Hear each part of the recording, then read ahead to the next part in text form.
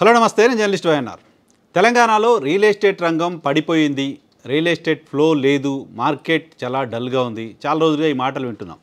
ఈ మాటలకు కారణం హైదరాబాద్ కేంద్రంగా రియల్ ఎస్టేట్ వ్యాపారం మందగించటం. ఈ మందగించడానికి కారణం తెలంగాణలో కాంగ్రెస్ సర్కారు తీసుకున్న నిర్ణయాలు. జనరల్గా జరుగుతున్న చర్చ ఇది.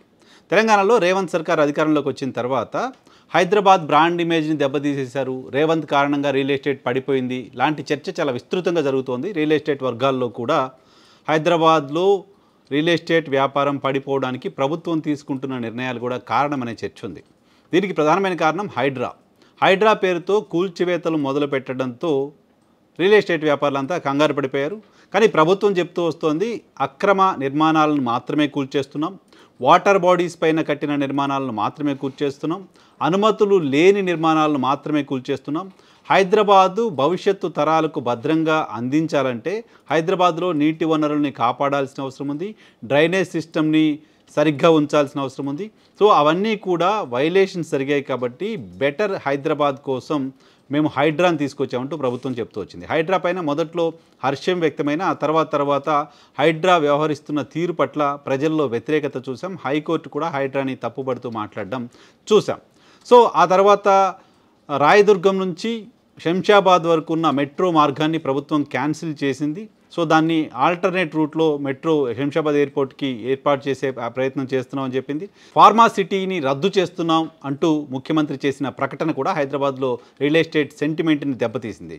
తర్వాత ముఖ్యమంత్రి మేము ఫార్మా సిటీని రద్దు చేసాం, ఫార్మా విలేజెస్ని ఏర్పాటు చేస్తామంటూ మాట్లాడినప్పటికీ ఆ సెంటిమెంట్ మాత్రం దెబ్బతిన్న మాట వాస్తవం. దాంతోపాటు ఫోర్త్ సిటీ ప్రాంతంలో రియల్ ఎస్టేట్ని పెంచేలా, ఆ ప్రాంతంలో కొనుగోలు జరిగేలా ప్రభుత్వం ప్రయత్నం చేసినప్పటికీ కారణాలు ఏమైనా హైదరాబాద్లో రియల్ ఎస్టేట్ రంగం ఇబ్బందికరంగా ఉంది ఇలాంటి ఒక ఇంప్రెషన్ ఏర్పడుతుంది. మాటకు వస్తే నిజానికి నాట్ ఓన్లీ హైదరాబాద్, సౌత్ ఇండియాలోనూ దేశవ్యాప్తంగా కూడా రియల్ ఎస్టేట్ రంగం పెద్ద ఆశాజనకంగా ప్రస్తుతం లేదు.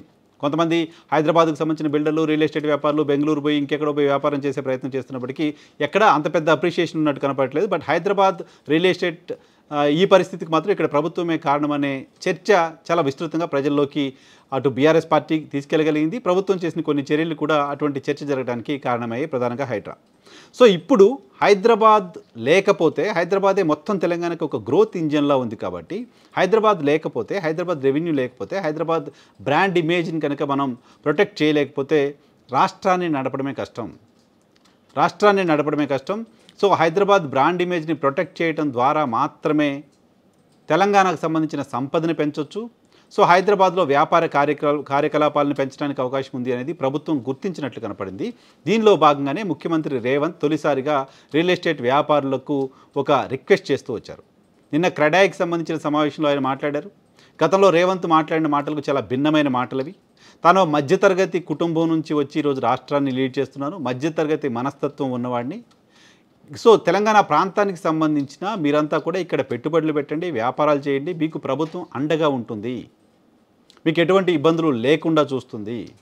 గతంలో ఉన్న సిస్టంలోనే మీరు వ్యాపారం చేస్తూ ముందుకెళ్ళండి, మేము మీకు అండగా ఉంటామనే ఒక భరోసాని తొలిసారిగా తెలంగాణ ముఖ్యమంత్రి రియల్ ఎస్టేట్ వ్యాపారులందరికీ కూడా ఇచ్చినట్టుగా అర్థం చేసుకోవాలి. సో హైదరాబాద్ని బ్రాండ్ ఇమేజ్ పెంచడమో, హైదరాబాద్లో జరిగిన డ్యామేజ్ని కంట్రోల్ చేయడంలో భాగంగానో తాను కూడా అదే రంగానికి సంబంధించిన వాడిని, రియల్ ఎస్టేట్ వ్యాపారిగానే నేను కెరీర్ మొదలుపెట్టాను, రియల్ ఎస్టేట్ వ్యాపారి నేను. సో కష్టాలు నష్టాలు నాకు తెలుసు, కాబట్టి మీకు ఎటువంటి కష్టం రాకుండా చూసుకునే బాధ్యత నాది. ఇతర దేశాలకు వెళ్ళి, ఇతర రాష్ట్రాలకు వెళ్ళి, ఇతర ప్రాంతాలకు వెళ్ళి హైదరాబాద్లో పెట్టుబడులు పెట్టండి అంటూ కోరుతూ వస్తున్నాను.